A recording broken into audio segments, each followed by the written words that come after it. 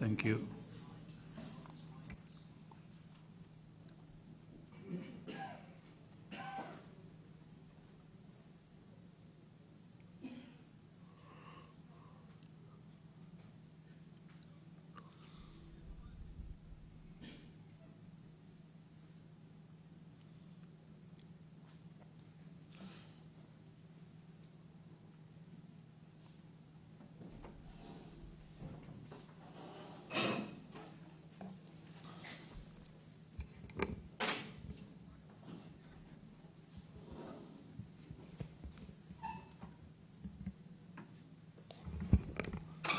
Welcome back, Mr. Sambou.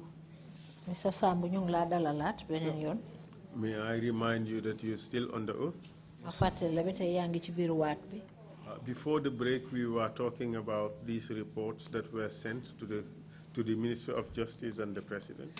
Bala ñu doon noppale ko ñu doon wax lu aju ci xibaar yi nga xam ne bind nañ ko eggee ko ministre bi saytu àtte bi ak président. And so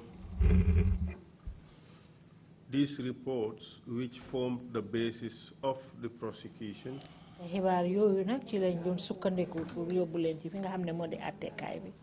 contained illegally obtained confessions. te ci anam yi nga xam ne moom lañ jëlee kàddu yooyu ci seeni borom jaar àndul ak luwa. Correct? Correct. Dëgg la. What would you say to the suggestion by members of the panel that they did not know that the witnesses or the suspects were being tortured to obtain confessions? Looy wax nag ci kàddu gi nga xam ne ñi bokk ci panel boobu wax nañ ko wane ne ñoom xamuñ woon ne kàddu yi nga xam ne moom la ñoo jëlee ci seede yooyu ba lañ ko doon am dañ leen def ay mitital ak ay mbugal yoo xam ne moom lañ leen teg ñu doon ko jot. If I am allowed, may I please ask who of inside the panel made this statement? suñ ma mayee ndax mun naa laajte kan ci ñoom ñu nekkoon ci panel bi moo wax waa jooju. It wouldn't matter. It's just a proposition.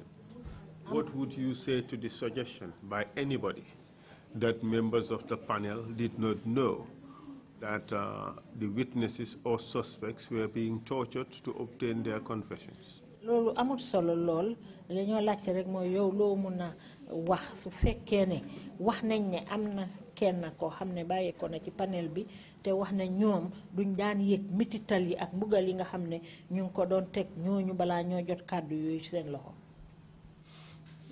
That's a very worrying statement. Dana nek ay kaddu yo xamné lu jaxlé la. Why? Because I heard a witness testifying here that he was instructed to be taken down and beaten. Ndax dégg naa fii koo xam ne nii ñëw na fi teewal fi ay seedem ne amoon na ndigal buñ ko joxoon de wàccee ko ci suuf dal di ko dóor. While some members of the panel were standing up and looking down from the window. Am na ñenn ñi nga xam ne bokkoon nañ ci pencu gestu boobu ñu ngi taxawoon ci seen palanteer di yundu ci suuf. So it would be very worrying to hear something like that. Na dana nekk nag loo xam ne ni luy jaaxle la pour dégg loolu. Would the statement be true or false? Addu buñ ko waxee dëgg la wala du dëgg?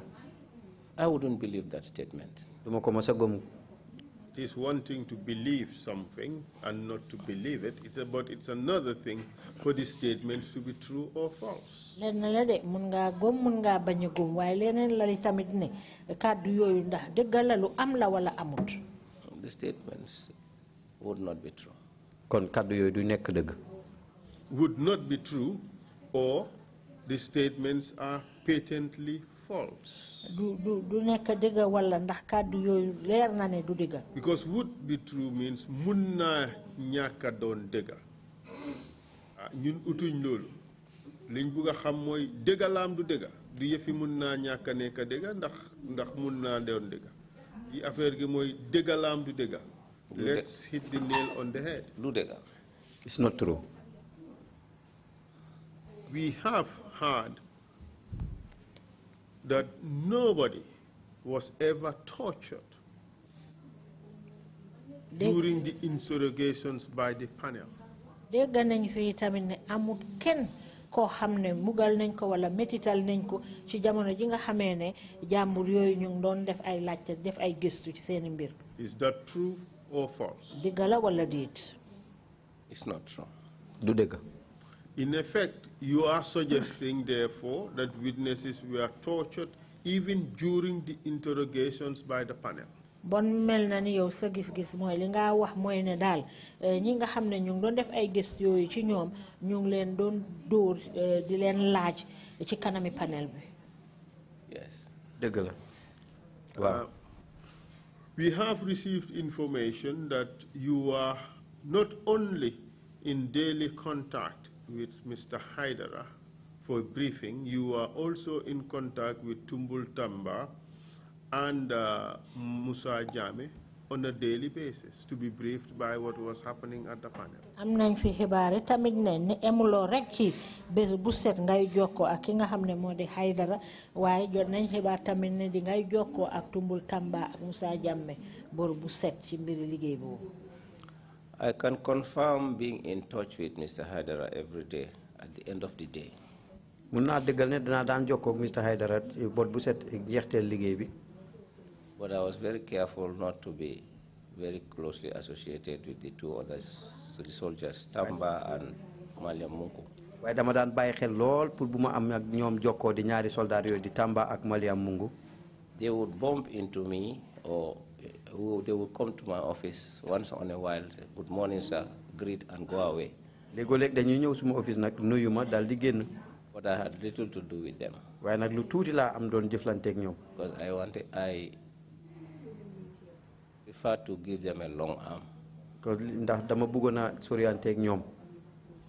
Would you have conversations with them? Dañ daan am waxtaan ak ñoom. No, I discourage contact with them. Dama daan tayaloo jokkoo ak ñoom. Would they ever come to your office? They would. Dañ daan ñëw sa office.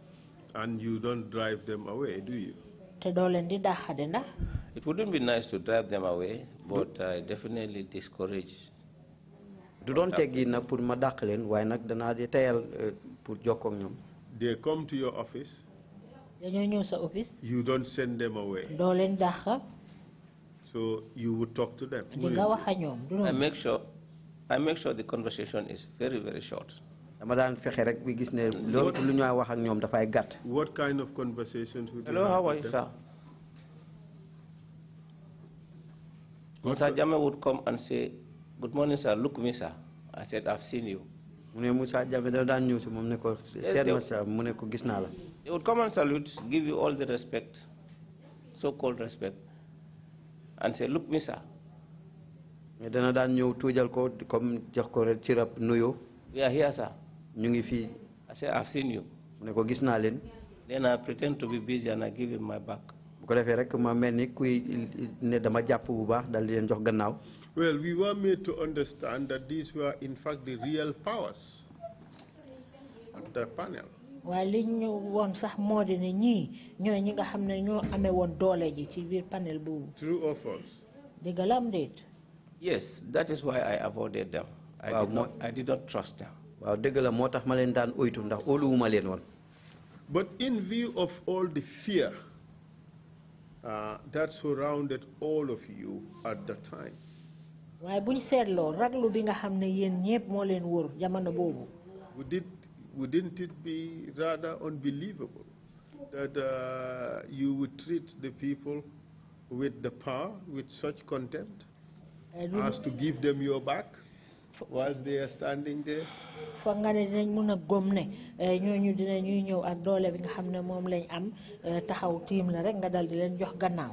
Especially these persons, as they were described, were the eyes and ears of Yaya Jammeh at the panel. Surtout mu nekk nag ñii ñoo xam ne niñ leen daan ooyee mooy ne ñooy bët te ñooy noppi Yaya Jammeh pour panel bi. Indeed, I wouldn't say I treated them with contempt. Well, Mr. Sam, if a person comes to your office and you answer shortly, I am seeing you, and then you give them your back, That is even worse than treating them with contempt. loolu bu fekkee ne nit ñëw na rek nuyu la nga sëga waaw gis naa la sëga di ñàkkalu jot jox leen seen gannaaw loolu kay déedéet dang leen du mooyu dang leen tontu wu gàtta ba pare du mooyu leen ci nit ñi nga xam ne ñoo amee woon doole ji ba nga xam ne ñoo fay woon bëti Yaya Jammeh di fay noppaam loolu xaw na yéeme de ni nga ko waxee du noonu maslaha na dama daan maslaha ak ñoom. I compromise with them sometime. Yeah, maslaha. I try to be nice and diplomatic. I think so. I will think very much so. Yes, I try to be nice and diplomatic. But not only nice and diplomatic, you are also accommodating. waaye nekkul ne nag di leen woon teggin ba pare nangu leen waaye dafa fekk ne ñoom ci seen bopp sax di leen dee dalal. What would one do with an uninvited guest? naka la nit def ak gan goo xam ne nii fegoo ko. You send them packing. nga daxaleen ñu dem. Armed. Pardon? They are armed. ñu leen ñaan ngànnaayu. No, lead counsel, the issue is lead counsel mbir mi mooy. there was really no love lost. There may not have been love lost, all right? But certainly there was compliance and cooperation and accommodation. Tumbul Tamba and Maliam Munku were not of use to me because the sort of information I would want from them, they wouldn't be able to give it at my level. Tumbul Tamba ak Maliam Mungu duutoon ñu men ndax kàddu yi li ma daan bugg a amee ci ñoom duñ ma ko daan jox. But they were useful to Yaya Jammeh. waaye ñoom amoon nañ njëriñ ci Yaya Jammeh. And that made them useful to you. loolu moo tax sax ñu am njëriñ ci yow mii. Because they were in constant hourly contact with Yaya Jammeh. ndaxte waxtu bu nekk rek ñoom ñu ngay jokkoo ak Yaya Jammeh. No, I did not. I wouldn't say they were of use to me. ma wax ne amoon nañ njëriñ ci man. Like I said, I kept them at a distance. comme ni ma ko waxee rek dama leen daan sori. And I'm being very frank about it. te dama ci daan nekk koo xam ne ku jasang laa woon ci loolu. Martin said it, that he was an observer. Martin wax na ko fi ne moom dafa ñëwoon foofu pour bàyyi xel. These people will come in intermittently in my office. ñii liggéey dañuy ñëw rek dugg suma office. Feel my pulse. pour seet nu ma mel. Look around. bàyyi xel li ci biir. And go. dem. One would come today. Another would come today or in the next 2 days. But the fact is you were in regular contact with them. Even though you try to keep them in abeyance, you are in regular contact with them. waaye digga bi mooy nag ding daan faral di jokkoo ak ñoom digga la nag yaa ngi doon bugg a sori wante ak ñoom waaye terewul daal ding daan jokkoo ak ñoom. I wouldn't say I was in regular contact with them. du ma wax ne saay bu ne dama daan jokkoo ak ñoom. The contacts were irregular. jokkoo boobu daal du daan nekk waxtu ne. They imposed themselves on us. ñoom ñoo daan dugal seen bopp ci ñun. Would come and spy around the agency. ñu ñëw di bàyyi xel di yëdu béréb bi liggéeykaay bi. And there was nothing I could do about it. te loolu na amul dara lu ma ci mën a def. What you could have done, Mr. Sambou. li nga waroon a def Mr. Sambou. Or would you agree that your professional and ethical obligations demanded that you sent honest and objective reports, correct? ndax di nga nangu ne ci sa wàlli liggéey ni mu war a doxee ak sa wàlli munam liggéey report bi nga xam ne moom nga waroon a yónnee dafa war a nekk report boo xam ne bu déggu la bu jaar yoon. ak li luwaa santaane mooy nga joxe report yoo xam ne dafa déggu jaar yoon. What do you say to that? Report si ma doon am mooy ñoo jëlee ci gaay yi ma war a yónnee ci suma boss te loolu laa def. Reports that I used to have is the one that we collect from the panel and send it to the boss, then that's what I did. But you knew fully well that those reports contained confessions that were extorted, coerced out of these witnesses.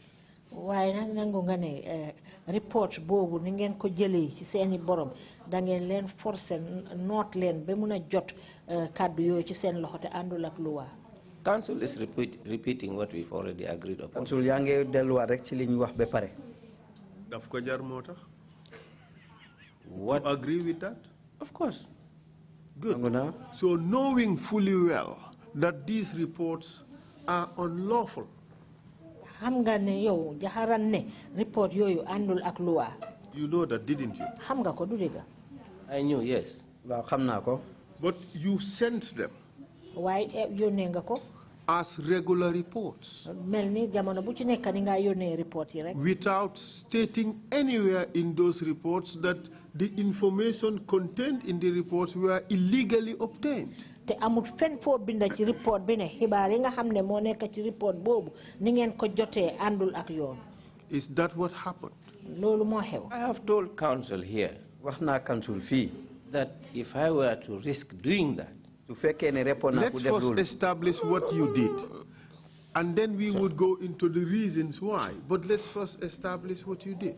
nañ njëkk a taxawal li nga xam ne loolu nga def njëkk buñ paree nag ñu soog a wax lan moo tax nga def ko. I had a duty to send reports and I did. dama amoon wàll pour seen yónnee report bi te loolu laa def. But the duty you had was to send legally certifiable reports. waaye li nga xam ne moo woon sa warugal ci report boobu mooy nga joxe report boo xam ne bu ànd ak luwaa la bu déggu la. Not reports of confessions that were falsely obtained, fraudulently or coerced out of these reports. xibaar boo xam ne da ngeen noot seeni borom ba mun koo jëlee ci ñoom ay kàddu yoo xam ne àndul ak luwaa. Those were the reports of the day. loolu moo nekkoon report yi bés bi. That time. ci jamono boobu. I understand where you're coming from, and in all fairness, we should give you the opportunity to explain that. But before we explain that, we have to accept and agree what was the quality or the nature of the reports that were sent. Let's first establish that. We've agreed on that already, Council. What is it that we have agreed? Put it on the record, and then we would move on. Put it on the record. What is it that we have agreed? That the reports were, the contents of the reports were extracted or extorted under duress. liñ ëmb ci bataaxel boobu moo nekk ne lañ jëlee bataaxel yi ci ñoom seeni kàddu dañ ko jël ci ak forcé. Okay, and let's take it a step forward.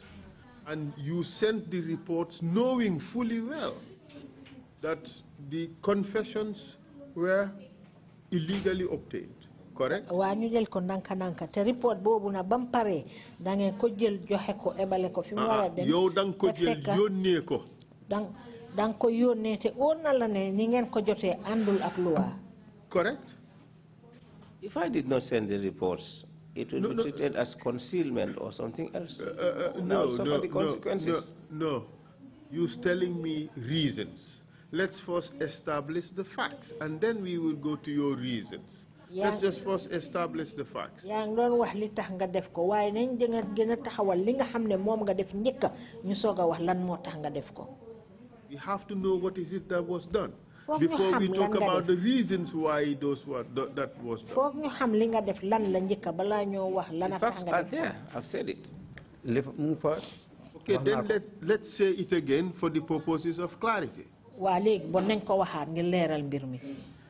You sent these reports with the full knowledge that the confessions in these statements were illegally obtained. Report boobu mu di xibaar yooyu da nga koy ebale joxe ko te fekk óor na la peng ne la xibaar yooyu li nga xam ne moom lañ binda da ngeen ko jot ci seeni borom ci anam yoo xam ne àndut ak luwaa. Do you agree with that? ànd nga ci loolu. I agree with that. waaw nangu naa ci loolu. Thank you very much. jërëjëf. Why did you do it? léegi nag lu tax nga def ko. Now you have your chance. I was duty bound to do it. dama amoon warugal pour def ko. But Mr. Sambou, you're talking about duty. waaye Sambou yaa ngi doon wax lu aju ne sa liggéey la. The concept of duty derives from obligations. li nga xam ne moo la ñoo wax ne sa liggéey la ñu ngi ko jëlee ci anam yoo xam ne sa warugal la. Your duty was to send a lawful report and not a fake report. lii woon sa liggéey digga mooy nga joxe xibaar boo xam ne bu dëggu la waaye nag du joxe xibaar boo xam ne nag doonu dëgga. What do you say to that? Lead counsel today. Lead counsel tey. We are here today. nañ fi nekkee nii tey.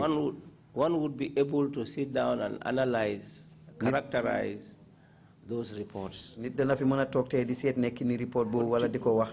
During those times, waaye ci jamono boobu. you just do things danga daan def rek niñ ko wax. as you are ordered to. comme ni nga xamee noonu lañ ko joxee ndigal. And you dare not question. te xelaatuloo koy jéem a laajte wala jéem a bañ. God forbid. Yàlla musal. And lead counsel knows that. Lead counsel xam na ko. Lead counsel is not testifying. Lead counsel togut da di joxe seedeem. Lead counsel is asking questions to bring out information from those testifying as to what has happened. Lead counsel moom toogaayam fii rek mooy mu jëlee ay xibaar ci ñi nga xam ne ñoo di joxe seen seede ci li nga xam ne moo xewoon. You have characterized a terrible situation. feeñal nga fi xew-xew boo xam ne lu doy waar la. But we also have to show the illegality of the conduct of the various actors during that period. waaye ba léegi tamit ñun tamit dañu wane li nga xam ne ñooñu ñu ngi ko doon def te àndul ak luwa. Because if you don't have people who would bend the law to please Jammeh, Jammeh would not or could not have been a dictator. ndaxte su fekkoon ne amuñ woon ay nit ñoo xam ne ñu ngi labaj li nga xam ne moo di luwa bi di ko jox Jammeh bon Jammeh du doon nekk nit koo xam ne dafa doxal nguuri jaay doole ci kaw nit ñi. So I would say danaa wax ne it all emanated from the peak, the top. loolu yëpp mu sosoo ca kaw. Not from down to him. waaye nekkut ne dafa jóge ci suuf jëm ci kaw. And gave instructions. dafay joxe ndigal. And they were to be done. dañ ko war a defal. Like Pharaoh said, let it be said, let it be done. comme ni nga ko waxee nañ ko def. Do it. nañ ko wax nañ ko There def. are consequences. soo ko defutee am na leneen lu ciy topp. Are you telling us that you were ordered by Jammeh to send him fake reports? da nga bëgg wax ne Jammeh daf lu digal ngeen jox ko xibaar boo xam ne doonu dëgg. I don't know whether they were fake or not. But I did send him reports. xamuma ndax report yooyu noonu dëgg lañ wala déet waaye dama ko daan yónnee report. But Mr. Sambou, you can't huff and puff at the same time. You have told us that you know that the confessions in these reports were illegally obtained. waaye wax nga ñu ne li nga xam ne moo di xibaar yooyu ngeen doon jot da ngeen ko jot ci anam yoo xam ne àndul ak luwa. You've agreed on that, counsel. Exactly. So therefore, the reports you submitted were false. They include some fundamental element of dishonesty and violation of law. loolu la nag fi mu nekk nii wane na ne léegi report boobu nga xam ne moom ngeen joxe li mu ëmba ay mbir la yoo xam ne yàqal luwa la te dégguwul. ak rambaaj ak tapale moo nekk ci report si. True or false? Under those prevailing circumstances, yes. jamono boobu waaw. Were you told by Jammeh to do that? Jammeh moo la wax nga def loolu. Jammeh didn't want to know what sort of reports they were. He just Jammeh wanted bëggut a to xam have sax said ban it. façon report la woon. That Jammeh was a Machiavellian. wax naa fi ne Jammeh Machiavellian na. We all know what Machiavelli was. Could you explain what you mean by that?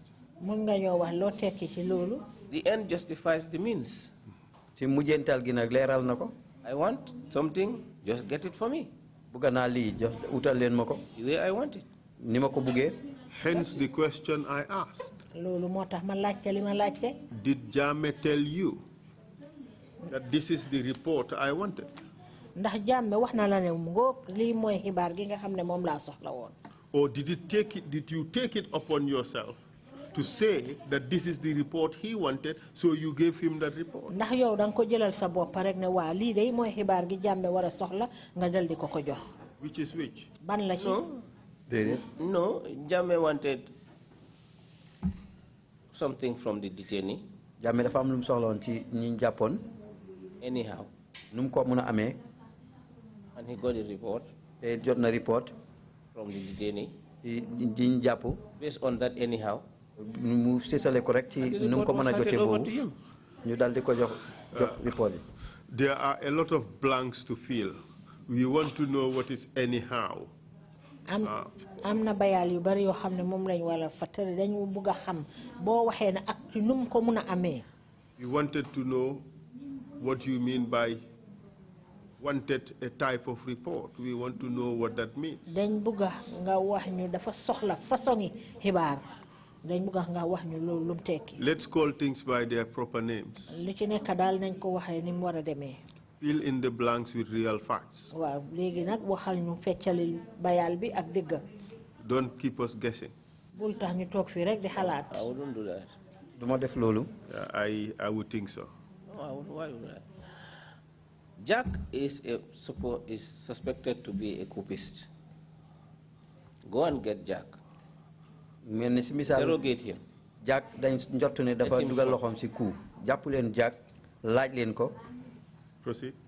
You call Jack, you ask him, he tells you no, he's not a coupist. nga oo Jack laaj ko ne ko ndax bokk nga mu ne bokku ci coup. You go back to him and tell him, he says he's not.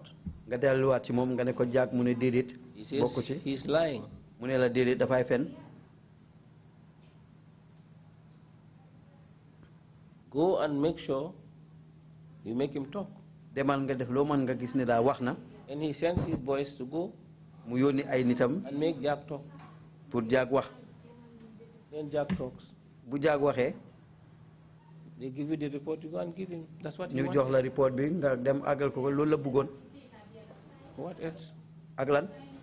But in the report, you wouldn't say to him that, well, Jack was beaten to a pulp, and then he said he did it.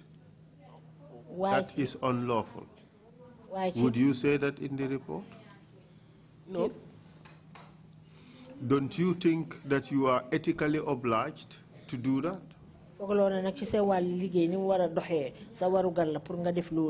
At your peril.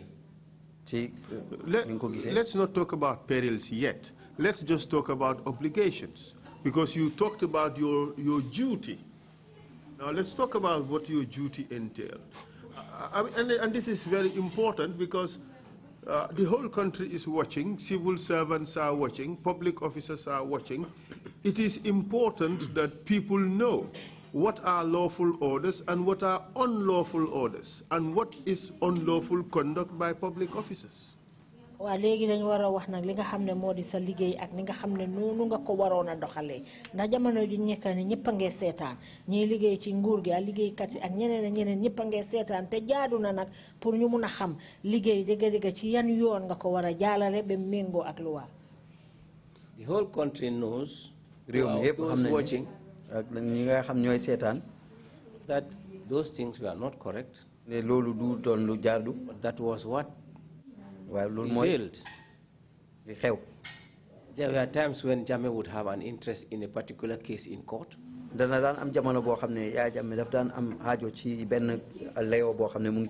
People would talk about it, that he would call the magistrate or the judge to influence the outcome of the case. And we all know what happened.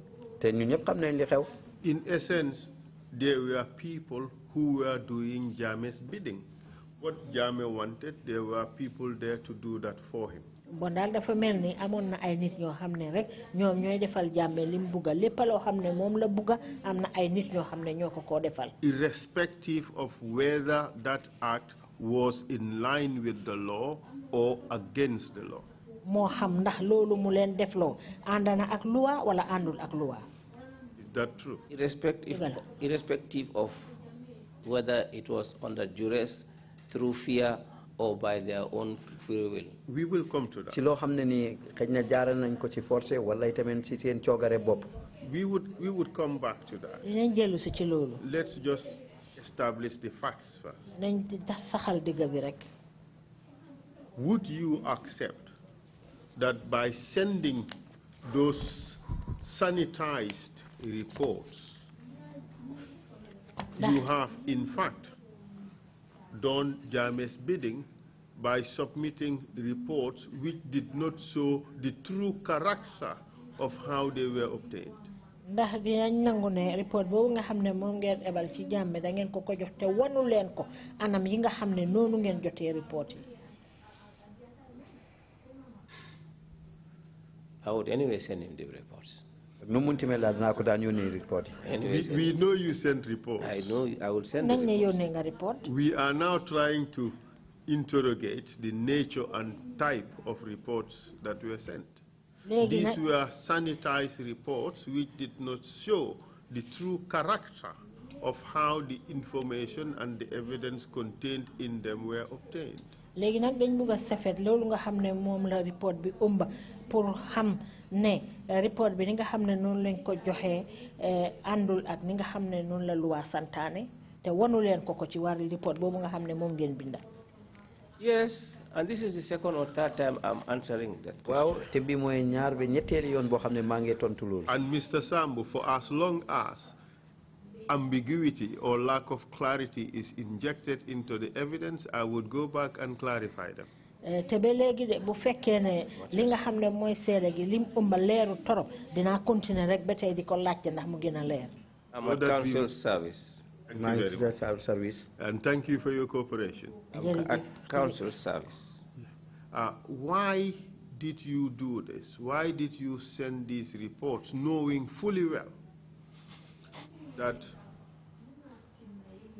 they have a fundamental legal defect, which is obtaining confessions by extortion, as you call it? Lan moo tax ngeen joxe xibaar yooyu itam oo leen ne mu ngi ëmba ay xibaar yoo xam ne ni ngeen ko amee da ngeen noot seeni borom ba jëlee ko ci seen loxo te àndul ak luwa comme ni nga ko waxee. Knowing fully well that they would be the basis of prosecution. Xamoon ngeen ne tamit ci xibaar yooyu ci la ñoo mun a sukkandiku pour àtte seeni borom. Why did you do that? Lan moo tax nga def ko. I wish I had another option. I definitely wish I had another option. Being in that hot seat. Under those prevailing circumstances. What were the prevailing circumstances? I have stated in my statement that the Gambia was practically on a state of emergency, undeclared state of emergency. waxoon naa ci sumay kàddu ne jamono jooju réewi Gambie ñu ngi woon ci jamonoy jot batu kaaraange boo xam ne sax dañ ko yéebaane wutoon rek.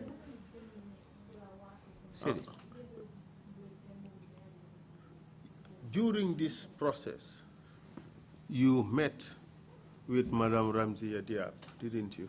te jamono jooju dise nga ak Madame Ramziya Diab ndax. Did you have a conversation with her? am na yenn kàddu yu dox seen diggante. The conversation was not private. waxtaan woon na duutoon loo xam ne nii dafa nekk suñu diggante ñun ñaar rek. His Excellency gave instructions to the then State Guards Commander, Serigne Modou Njai. Who do you refer to as His Excellency? Yaya Jammeh. Yaya Jammeh dafa joxoon ndigal mu tego ci kaw loxo ki nga xam ne moo jiite woon State Guards Serigne Modou Njai. That Ramziya should be presented, should be questioned. That ne Ramziya dañ ko war a laaj. Should interview her myself and Serigne Modou. War nañ ko toog laaj ko man ci suma bopp man la Serigne Modou. And this is what Serigne Modou transmitted to me. Te lii la ma Serigne Modou jottali. That we should meet at my office at the headquarters by 9 in the evening. Te dañ war a tase maag yow ci suñ makkaan gu mag gi ni ki juróom-ñeenti waxtu yi ci guddi. I said okay. Ma ne waaw. And he told me why. Mu wax ma itamit lu tax. He said Echi wanted to know if Ramziya knew how much she knew about Tombong's purported involvement in the March 2006 coup d'etat. Ndax Echi dafa bëggoon a xam ndax Ramzi xam na ak nu mu xamee lu jëm ci lan Tombong ndax tuumaal bi ñu ko tuumaal ci wàlli coup boobu amoon. I went at night. Ma dem fa. At 9. Ci juróom-ñeenti waxtu yi ci guddi. Serigne Modou was nowhere to be seen. Serigne Modou nag fekkuma ko gisuma ko. Ramziya was there. Ramziya moom mu ngi fa woon. So I called Serigne Modou on the phone. Ma téléphone Serigne Modou si téléphone. He gave me a flimsy excuse. Mu daldi ma jox nag ab gantal. Me, it was flimsy. Ci man nag nekkoon na gantal boo xam ne nii gantal bu ñàkk fayda la. Based on the fact that he said Echi instructed us. ci kaw jamono bi nga xam ne moo waxoon ne HC moo ñu jox ndigal. I think he should have been there. kon nag yaakaar naa ne moom waroon na faa nekk. He said I could carry on and talk to the lady. dama wax ne nag naa continuer rek mun a waxtaan ak soxna si.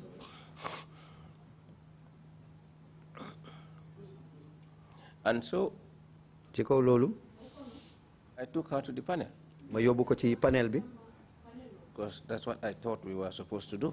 ndax loolu laa foog ne loolu lañ waroon a def. Me and Serigne Modou should witness her being interviewed at the panel. man ak Serigne Modou waroon nañoo teew si jamono boo xam ne ñu ngi koy laaj ci panel bi. Unfortunately, waaye nag ci loolu. when I took her to the panel, bi ma ko yóbboo ci panel bi. I told them ma wax leen ne. what the assignment was. li nga xam ne moo doon liggéey bi. And I left. ndigal bi ci laa dem. I said, okay, please give me a report. ci laa leen wax ne nag ngeen jotee ma bataaxel. Tomorrow morning. ni ki ëllëg si suba. And I went home. ci laa dem ñibbi. In the morning, ci suba si. I went. ma dem. And I went to the panel. ma dem ci panel bi. I met Ramzia sitting in the next room, small room. ma fekk Ramzia mu ngi toog ci beneen néeg bi néeg bu ndaw. As soon as she saw me, jamono bi ma gisee rek. she jumped up mu dal di jóg. and hugged me. mu dal di ma langaamu. Started crying bitterly. commencé di jooy jooy yu métti. I said, what happened? ma laaj ko lu xew. I sat her down. ma toogloo ko. She said, Harry, them beat me. Harry dañ ma dóor. I said, what? ma ne ko lan. Them beat me. dañ ma dóor. For a lady like Ramzia? Were you surprised? jigéen ju mel ni Ramzia. For a lady like Ramzia, yes. Why jigéen ju mel were ni you Ramzia. surprised? bi mu la waxee loolu ndax lu la bett la ak lu tax. She had a very good relation, brotherly sister relationship with Yaya Jammeh. dafa amoon jokkoo bu rafet jokkoo maga càmmeñ ak jigéenam moom ak Yaya Jammeh. But would that matter to Yaya Jammeh? You said he was Machiavellian. Those were your words. ndax loolu moom sax I'm na not Yaya denying Jammeh. it. weddiwuma ko. So I asked her. ci laa ko laaj. She told me.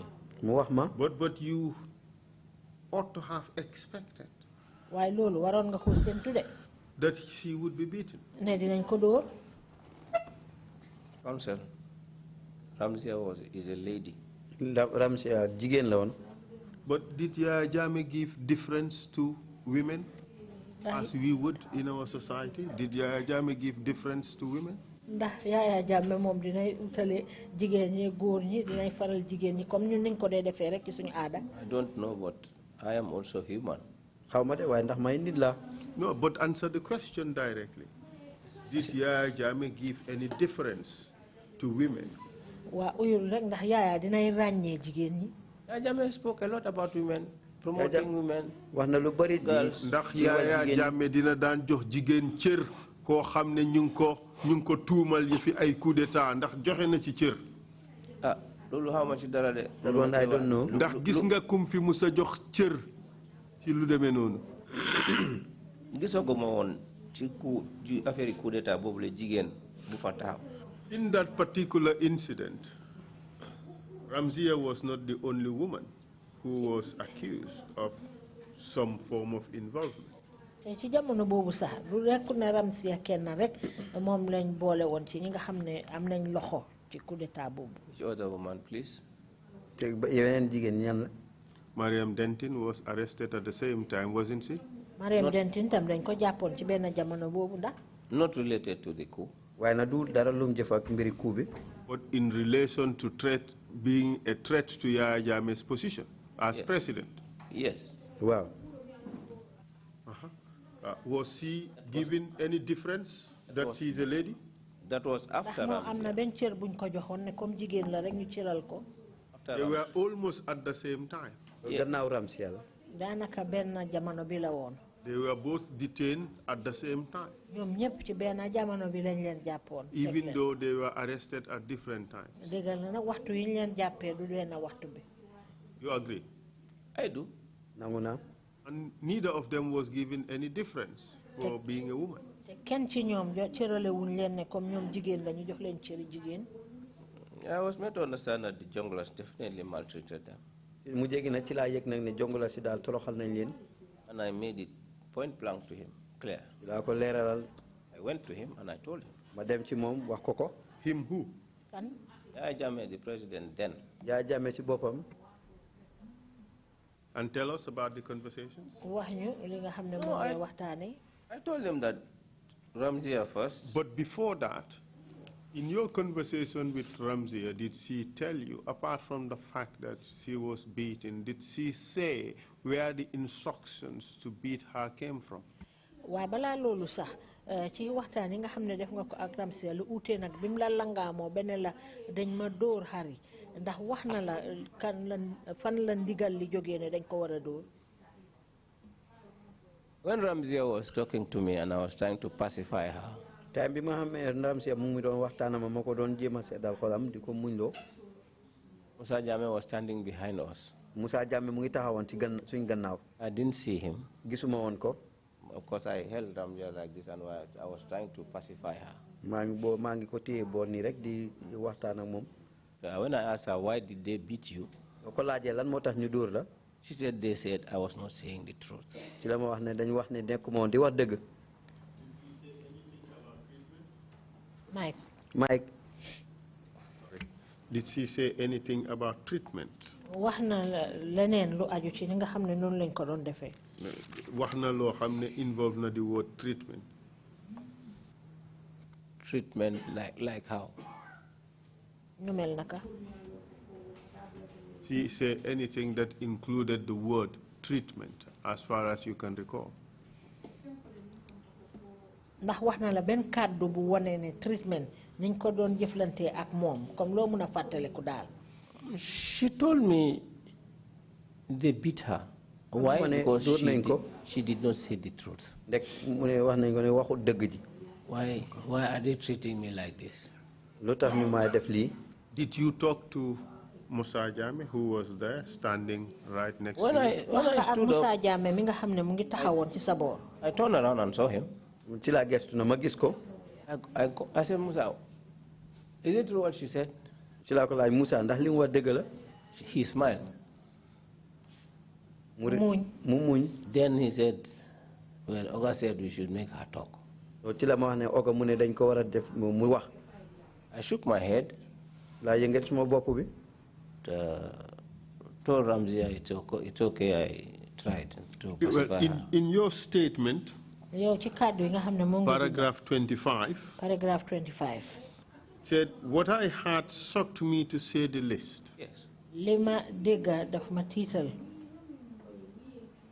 I made an effort to calm her down with little success. The late Captain Musa Jammeh was apparently standing by observing the scene. When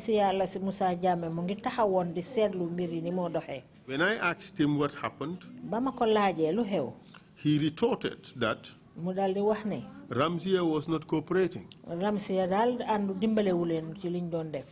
Oga had given the order to give her some VIP treatment for her to talk. That is what you have in your statement. Yes, I now remember. Is that true? It is true. It is true. When he said to you, Oga, do you know who he was referring to? There was only one Oga. Yaya Jammeh. I should be scared when they call me Oga in the streets. But they can call you Oga Patak Pata. And that will make a difference.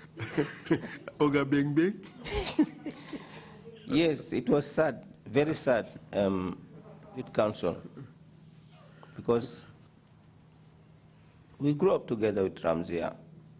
You said we. Then and Ramzia. Me and Ramzia. Yaya Jammeh included? They were neighbors. So you all grew I up don't live near Ramzia. They live next to my auntie. And I would go and visit my auntie and I would see them.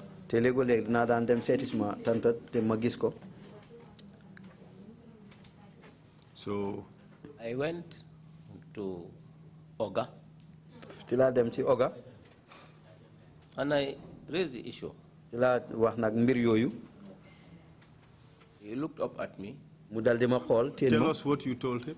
wax ñu lan ko wax lan la. I said, Ramzia told me they beat her. dama ko wax ne ko Ramzia wax na ma ne dañ ko dóor.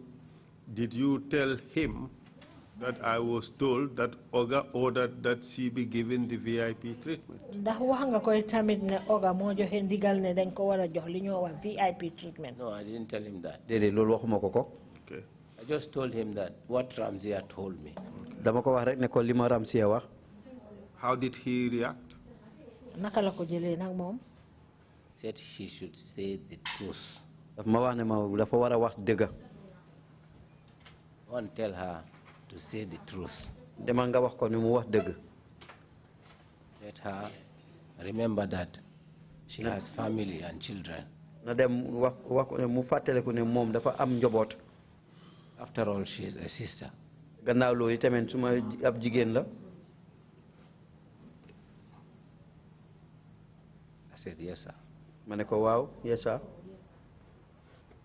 I went down. Proceed. Went down.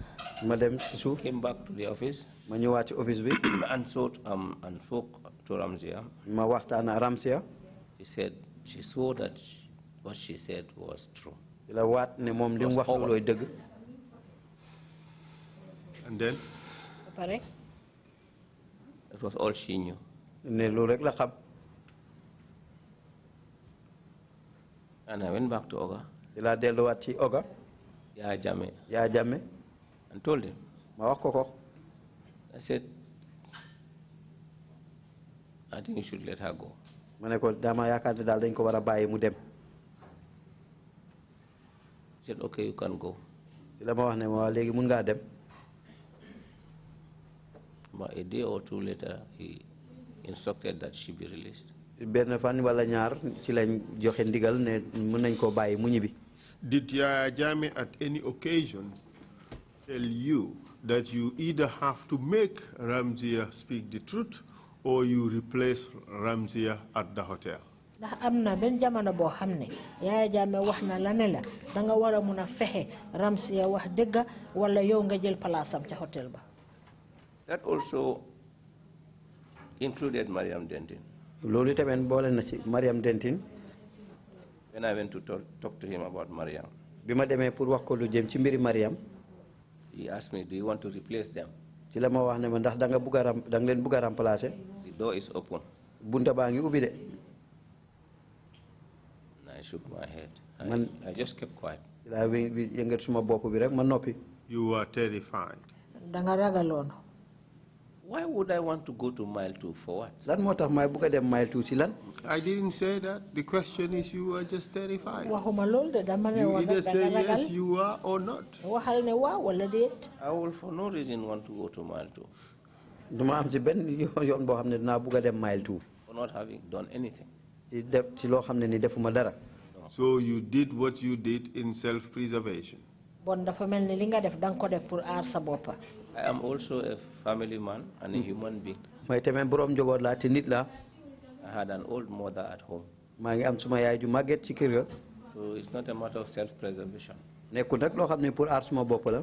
I had mouths to feed. dama am njaboot goo xam ne maa leen war a dundal. And at the time I was an innocent somebody. te jamono jooju nag nekk naa ni koo xam ne ni ku set la. I mean, I can understand that the circumstances were terrible. xamoon naa ne jamono boobu ni mbir yi tëddee woon lu doy waar la woon. But we have to call a spade a spade. waaye nag ni mbir yi doxee foog ñu ooyee ko noonu rek. You became compliant. yow da nga nekk koo xam ne yaa ngi jàppale. Out of fear. ci anam goo xam ne anam gu raglu la yoon. Yes. ci ak ragal. Nonetheless, you realized that what you did was unlawful. benn tey de xam nga ne li nga def àndut ak luwaa. Today I realized. waaw tey xam naa ko. And I went to Ramzia and apologized. But even then, Mr. When I got her released. but even then, you knew the nature and consequences of your conduct. You knew it was unlawful, yet you went along with it. I wish counsel were in my shoes. I wish not, Mr. Sambou. This is it. I wish not. This is it. This is it. You were compliant. I was compliant. Well, dama daan dimbale.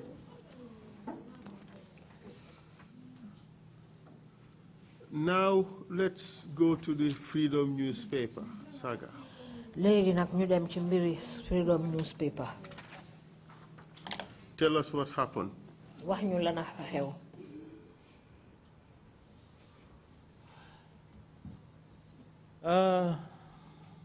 Council, before you get to that, just one point that's not clear to me. Was saying that Jame was giving women chere to eat or what? You said chere. ndax da nga wax ne Jammeh daf doon jox Was it some kind of concoction? No, I mean, some food to eat? And No. Not in this situation. No. I didn't hear that. I think the only mention with regards to Jame and women was whether he was giving them deference or whether he was giving them the same treatment as men. Oh, that's not chere. No, it's not charity. Oh, I thought you were he was giving them chere. It was rather beating VIP Ah, treatment. d'accord. Okay, continue. Thank you. Sorry. ñu ngi leen doon jox cër. President Jammeh had reports daf daa am ay bataaxel. that the Freedom newspaper wrote an article. ne Freedom newspaper dañ bind benn. Well, not an article, but articles about him once in a while. ay xibaar Severely criticizing him, Panderi yoo Mbai xam was ne very, dañ ko doon ŋàññ bu baax a baax. Panderi Mbay unforgiving yoo xam ne ni jéggalewut ko. to Yaya and his regime. ak Yaya Jammeh ak nguuram. Somehow he thought yenn si ay na mu yaakaar ne. some people who had access to the Freedom website ñi nga xam ne ni ñoom dañuy mën a jot ci bànqaas bi Freedom bi woon ci internet bi. were supplying Panderi Mbai with information. ñoo koy yónnee ay bataaxel moom Panderi Mbay. Based on which he wrote such sketching. ci kaw jamono bi nga xam ne mu ngi bind ay ŋàññeef. So he managed to get one or two. jamono boobu la fexe pour jot benn wala ñaar. They were detained ñu dal di leen jàpp. and brought to the NIA. ñu indi leen ci NIA bi. That included Lamin Cham. Lamin Cham, journalist. bokk na ci Lamin Cham journalist. Lamin Cham was a BBC stringer. Lamin Cham moo nekkoon ki nga xam ne moo doon jottali BBC. Malik Mboup. Malik Mboup. Malik Mboup. Lamin Bojang. Lamin Bojang. Lamin Bojang. Honorable Duta Kamaso. Honorable Duta Kamaso. ak Honorable Duta Kamaso. Keba Kanyi. Yes, Keba Kanyi. Keba Kanyi. Anybody who he thought had access to Freedom. képp koo xam ne ni foog ne daal mën naa am saawa si Freedom. Freedom was not very, very accessible. Very few people could access it. Freedom nekkutoon loo xam ne ñu bari mënoon nañoo am saawa si ci internet bi. So those he thought were in direct contact. He thought they were in direct contact with. mu yaakaar rek ne ñooñu daal di ngay jokkoo Panderi Mbay. Which was not the case. te tamit nekk na lu toon loolu moo nekkoon li am.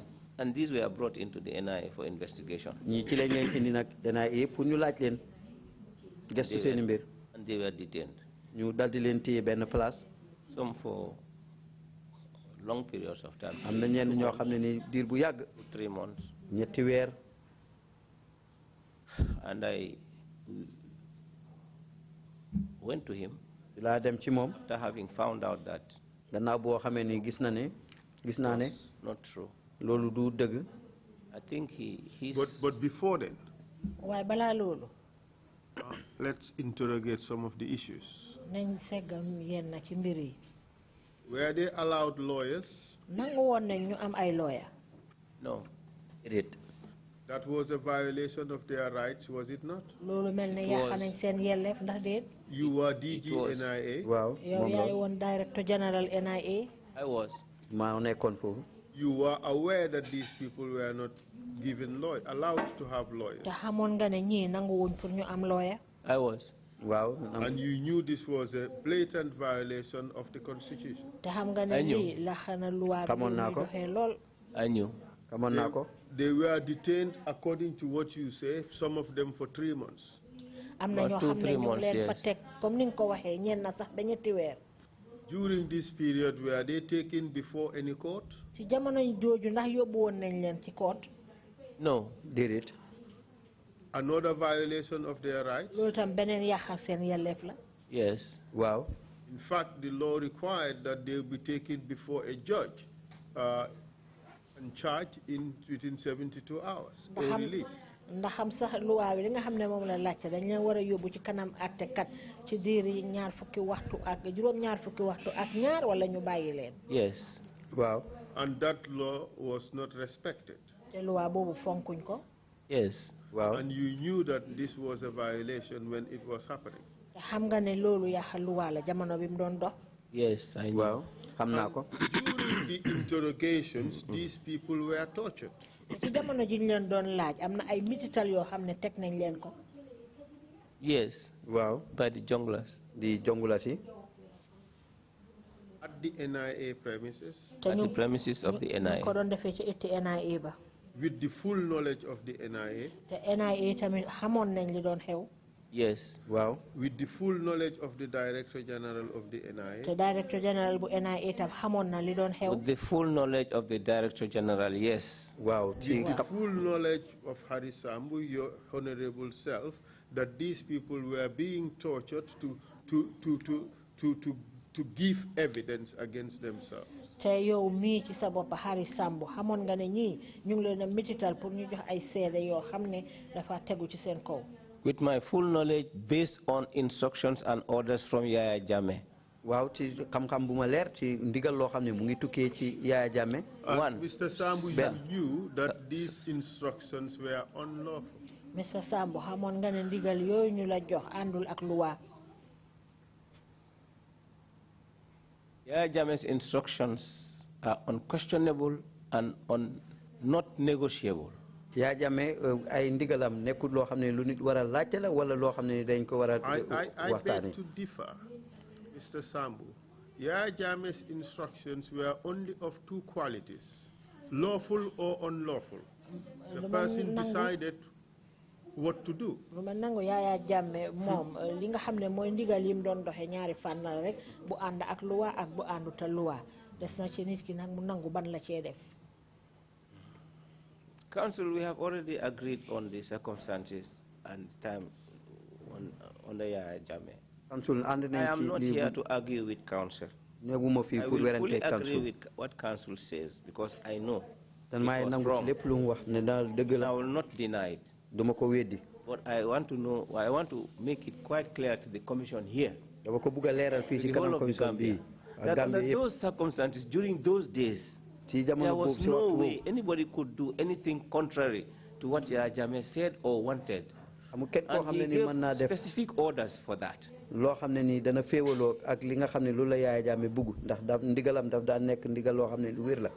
I have written in my statement, and I'll repeat it. I wouldn't say I risked, but it took me courage and temerity to go to Yaya Jammeh and request that he release this one individually. You name them individually. Today you go for this one, tomorrow you go for that one, next week you go for that one, and he would say, you are here again to beg. Go and do your job. And I would still go.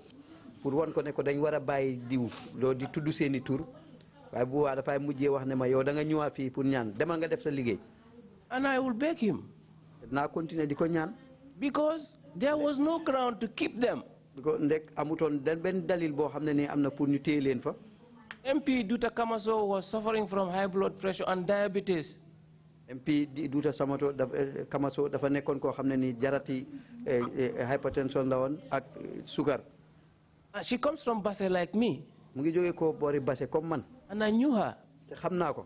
During school days we used to travel on lady ride and follow to go on holidays from Banjul to Basse. Dañ dan ande dem holiday ci jamono bobu nonu.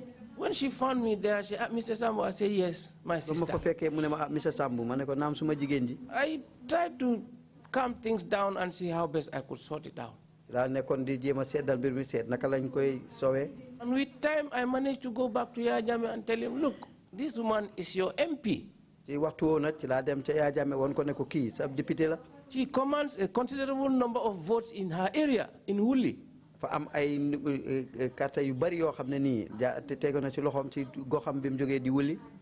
Keeping her here wouldn't tell well on you and on your party. Moreover, she was not well. I will think about it. You can go.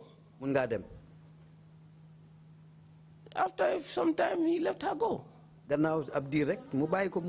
And so it happened with the one after the other, these guys, Lamin Cham and others. I agree, I was the DJ. My point in all this, Mr. Sambou, is at this stage, you are implementing illegal orders knowing that these orders were unlawful. Rightly so. Wow, That's good. But you did it out of fear. I did it out of fear. What was your basis to be fearful? My life. Risks for my life. Risk to lose my job. The risk to be harmed. Just simple. Has anybody been harmed, as far as you know, or refusing an illegal order? Well,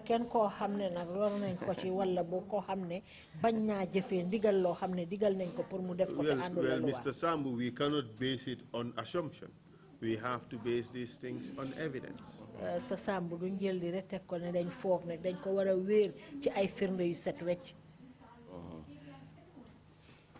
Give me an example of somebody.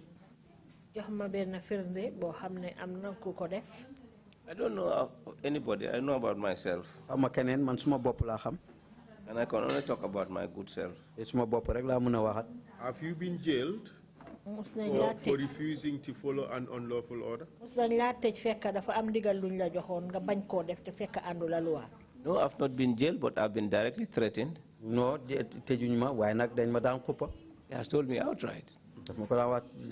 If you don't do as I say, you are going. So he told me 3 or 4 times. You are going where? To my hotel.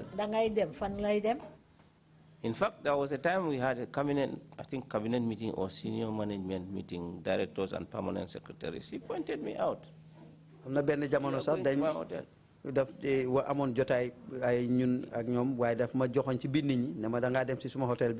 But Mr. Sambou, you could have simply resigned. Why, Mr. Sambou, who would feed my family? So, in a sense, you did a trade-off. Not a matter of trade-off. It's a matter of survival. No, it's a trade-off. Yeah, let me put it let me put it in this way. You served the dictator well so that he can also serve you well, so that he can also pay you salary so you can feed your family. dictator bi moy ki nga xamne mo doon def nguuri jaay doole nga defal ko li nga xamne mom la bugga bu ko defé mom itam mu defal la li nga bugga nga mëna dundal sa njabot. May I please point out that the dictator did not pay me out of his pocket. I was a government civil servant. Employed by government. This is another important debate. You are not working as a government civil servant. You are working as a compliant officer under the dictates and under the thumb of Yaya Jammeh, doing what he wanted. Mr. Sambou li de benen bunta la bo xamne dina mëna ubbi ab waxtaan ndaxte nekkulo won ko xamne da nga liggéeyal nguur gi rek waye yang doon liggéeyal Yaya Jammeh mi nga xamne lim bëggoon nga def lolu nga daan def. The NIA was an agency under the office of the president, of which Yaya Jammeh was the boss. NIA nekkon na buntu liggéey kay bo xamne mu ngi doon yëngatu ci ron office of the president nga xamne Yaya Jammeh mo doon boss. But you would equally agree that your oath of office and the responsibilities entrusted to you and the general orders required that you did the work of the government honestly and lawfully. waaye na di nga nangu ne ba ngaa jël liggéey bi waat ba nga xam ne moom nga waatoon ne liggéey bi nga xam ne moom lañ la santa di nga ko def jaarale ko ci njub ak ci dëgg. That was what was required of you by the government. te loolu la nguur gi soxla woon ci yow. True or false? dëgg la wala déet. Whoever must have been in my position at that time would do the same thing No, as I did. we're not talking about that. Let's just answer the question. This is what the government expected and required of you. Correct? Yes. Very correct. Could you answer now? Yes, correct. Wow. Very correct. But what you did is not what the government expected of you. You did what Yaya Jammeh wanted from you. Correct? yow li nga doon def ci sa liggéey defuloo li nguur gi soxla woon ci yow de li Yaya Jammeh soxla woon ci yow loolu nga doon def dëgg.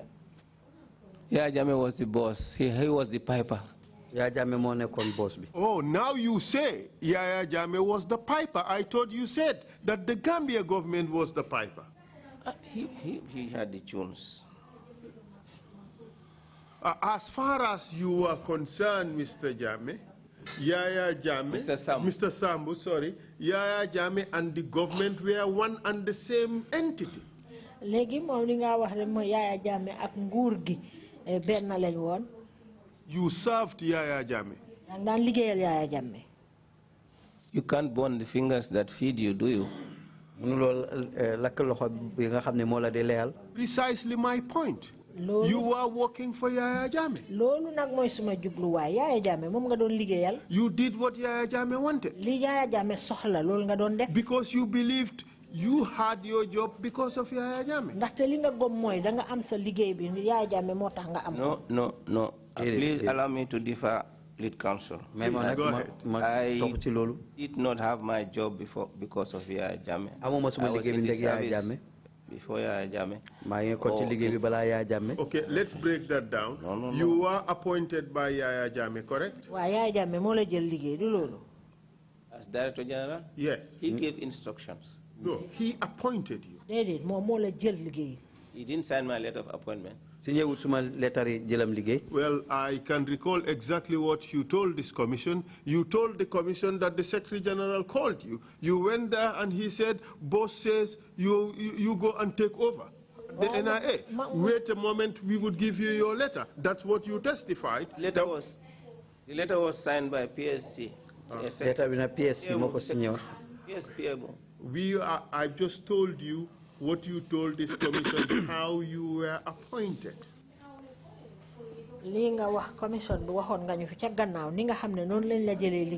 Is that true or false? Initiative came from Yaya Jammeh.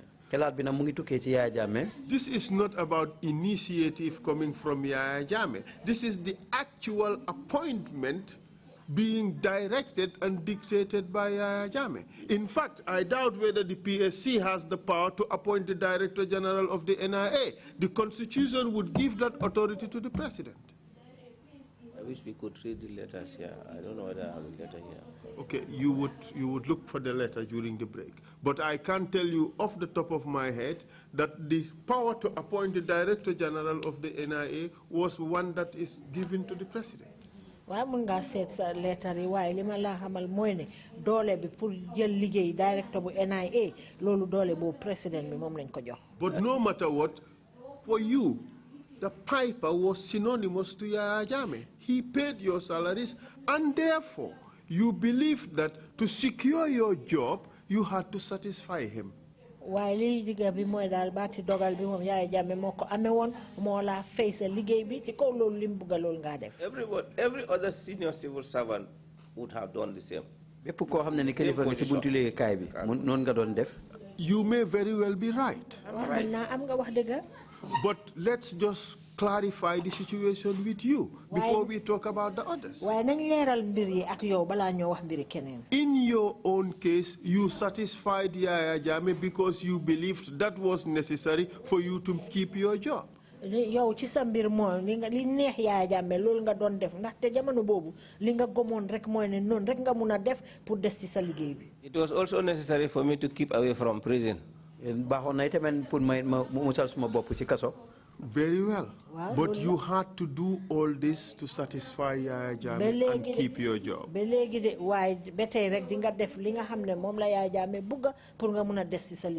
He was head of state. Mr. Sambou, the country is a country of laws, or ought to be a country of laws. Mr. Sambou,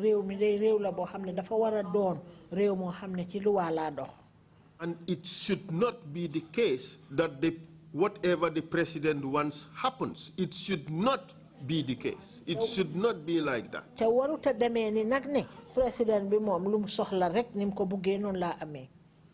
It prevailed in Togo, it prevailed in Zaire, it prevailed in Guinea-Conakry, it prevailed everywhere, practically. And that was just the latest. But nonetheless, that was unlawful, that was wrong. I agree. I perfectly agree. And if there were no compliant people, there won't be any dictators.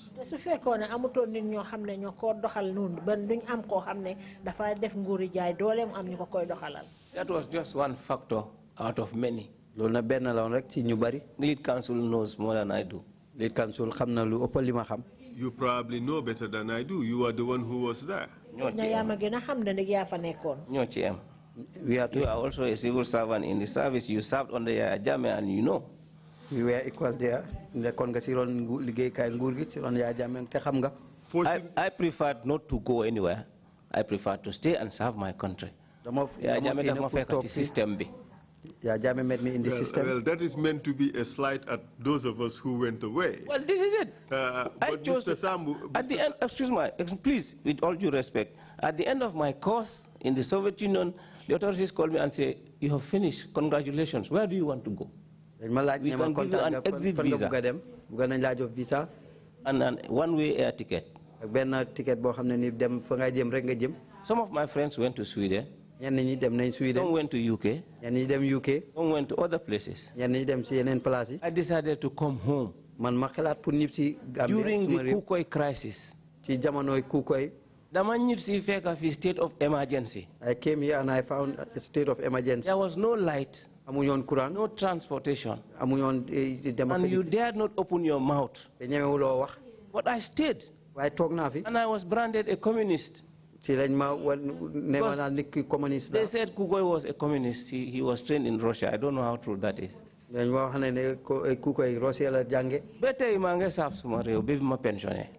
Up to now, I'm serving my country. I decided to do so.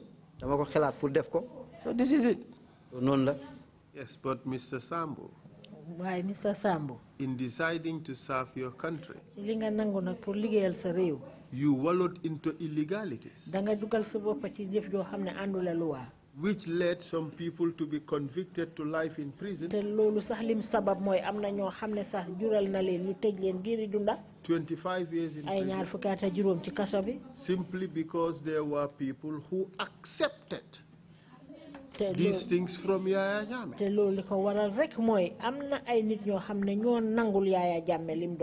These are the inconvenient truths that have to be accepted.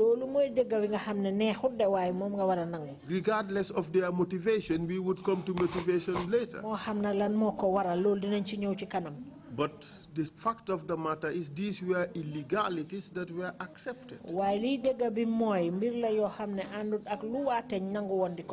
Do you agree with that? See, all of dinala wane lolu du don suma chobare te eneu malen ko won yalla xamna ne eneu malen ko won. I agree with what state council lead council says. I do agree. Nanguna ak lead council wax and na ci.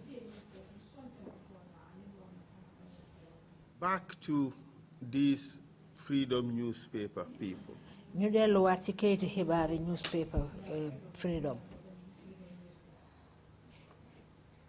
The witnesses or the victims, ñi nga xamne ñoy sédé wala ñi nga xamne ñoo ci roru, they claim that even the Ministry of Justice recommended their release. wax nañ sax ne liggéey ka ministre bi nga xamne ñoo saytu walé atté bi joxé nañ digal pour ñu bayyi len.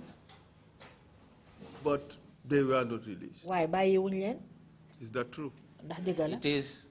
dëgg la. May I continue, please? Yes, go ahead.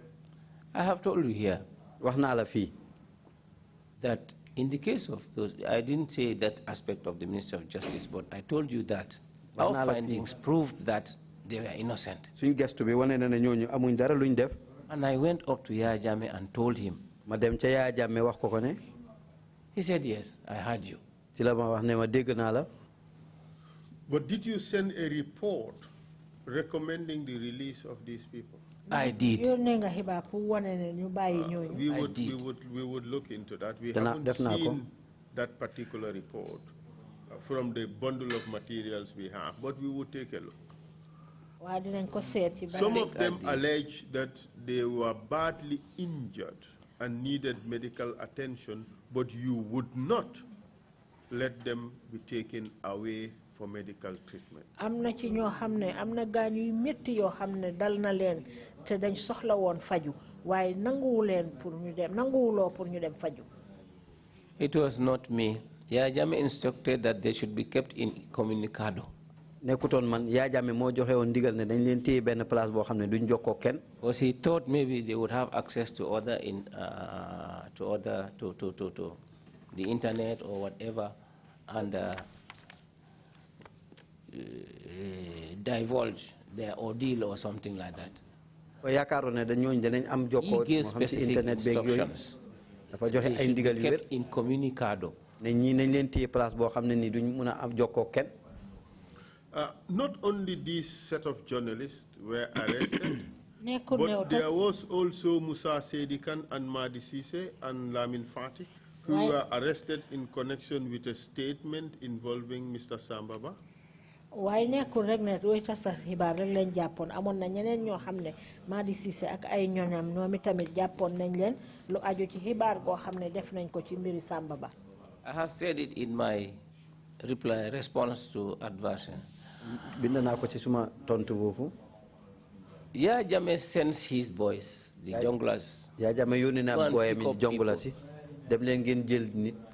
And then he says, like I said before, take them to the NIA. They just come and dump them. Then he will call either the chief of protocol or the state guard commander or somebody. Transmit to me the message about why or what he wants me to do. This particular incident had to do with the March 6 coup. The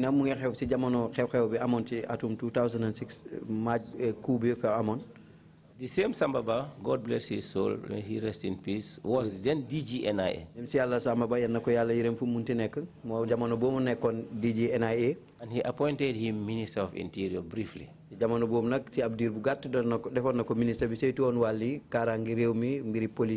one reason or another, I think his name was mistakenly mentioned in a publication.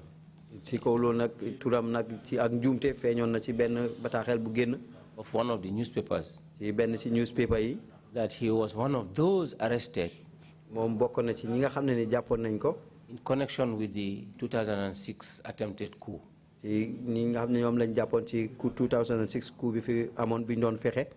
Such issues make Yaya Jammeh jump. Makes him feel very jumpy. With Sambaba as former DGNIA and Minister of Interior, his name being associated with something like this, he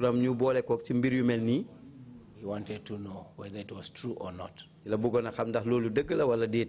I think that's why he got these boys arrested.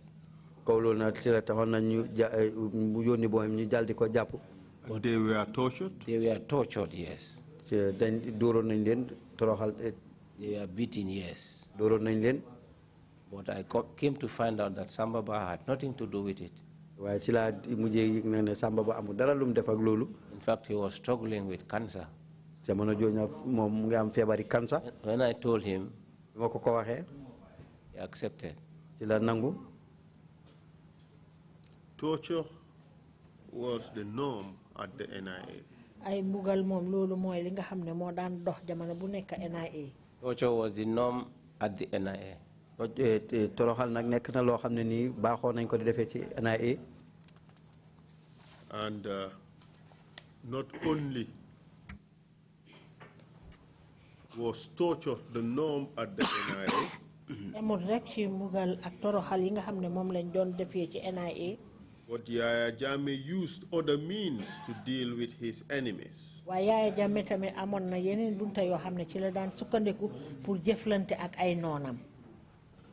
agree?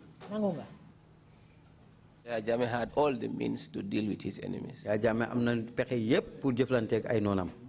And the worst one was what? I don't know which one is the worst one, but I think he would start with sacking you. Bi ci gëna bon nag xawma ban la ci waaye nag bi muy njëkkee mooy dàq la. And you end up in mile 2. Nga mujjee ca mile 2. And ultimately? Ultimately, you will disappear. Ci mujjental daal ci ngay riir. Lunch break? And then we will talk about the disappearances after the lunch break. That would be very good indeed. Thank you, Council, and thank you, Mr. Sambou. We will resume after lunch at 3 o'clock sharp. Meeting is adjourned.